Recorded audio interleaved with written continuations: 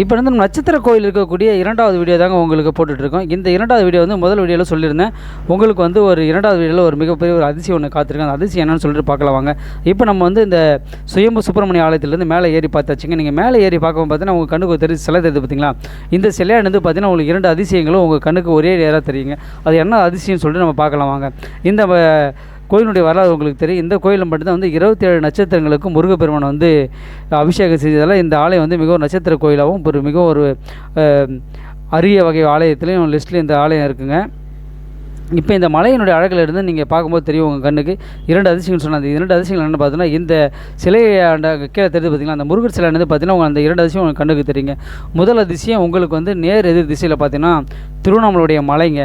அந்த அண்ணாமலை அவருடைய தீபத்தை ஏற்றும்போது அந்த மலை வந்து உச்சி வந்து இங்கேருந்து பார்த்தா அவ்வளோ அழகாக உங்களுக்கு தெரியுங்க. அதுக்கு நேர் எதிர் திசையில் வந்து பருவதமலை தெரியுங்க. இந்த பருவதமலையும் இந்த திருவண்ணாமலை அண்ணாமலையாரும் பார்த்தீங்கன்னா 2 பேருமே சிவபெருமான் இருந்தாலும் இந்த திருவண்ணாமலை மாவட்டத்துக்கு வந்து மிக ஒரு பெருமைன்னு பார்த்தா அண்ணாமலையாருடைய கோபுரமும் இந்த பக்கத்தில் இருக்கக்கூடிய பருவதமலை தாங்க. பெரும்பாலும் வந்து இந்த பருவதமலைக்கு வந்து நம்மளே தானாகவே போயிட்டு தான் வந்து அபிஷேகம்லாம் செய்யக்கூடிய ஒரு வசதி இருக்கக்கூடிய ஒரு பருவதமலை. அந்த பருவதமலையும் இந்த அண்ணாமலையுடைய மலைகளும் 2 மலைகளுக்கும் கரெக்டாக ஒரு எதிர் திசையில் இருக்கக்கூடிய ஒரு மலை தாங்க நம்ம இந்த நட்சத்திர கோயில் மலை. இதை தெரிஞ்சு பார்த்திங்கன்னா உங்கள் கண்ணுக்கு அதுதான் வந்து திருவண்ணாமலை கோபுரம் மலை. அப்படியே அங்கேருந்து கொஞ்சம் தொலைவில் இந்த பக்கம் தள்ளி பார்த்திங்கன்னா இந்த மலை தாங்க வந்து பருவதமலை. இந்த 2 மலைகளே பார்த்தீங்கன்னா திருவண்ணாமலைக்கு மிக ஒரு அழகான ஒரு மலை தான். நம்ம இந்த ஆலயத்தில் இருந்து பார்த்தா மட்டும்தான் இந்த 2 மலைகளும் உங்கள் கண்ணுக்கு வந்து அவ்வளோ அற்புதமாக தெரியுங்க.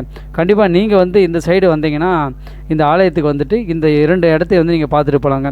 இங்கே வந்து கார்த்திகை தீபத்து அன்னைக்கு இந்த மலையில் ஏற்றுற தீபமும் இங்கே பருவதமலை ஏற்றுற தீபமும் இந்த கோயில் ஏற்றக்கூடிய தீபமும் 3 ஒரே நேர்கோட்டில் இருப்பதாக சொல்லப்படுதுங்க. கண்டிப்பாக நம்ம அடுத்த கார்த்திகை தீபத்துக்கு இந்த மலைக்கு வரதா ஒரு பிளான் பண்ணியிருக்கேன். கண்டிப்பாக வந்து அந்த வீடியோ உங்களுக்கு போடுறோம், நீங்கள் பாருங்கள். கண்டிப்பாக இந்த சைடு இருக்க மக்கள் இது எல்லாமே வந்து பார்த்துருப்பீங்க.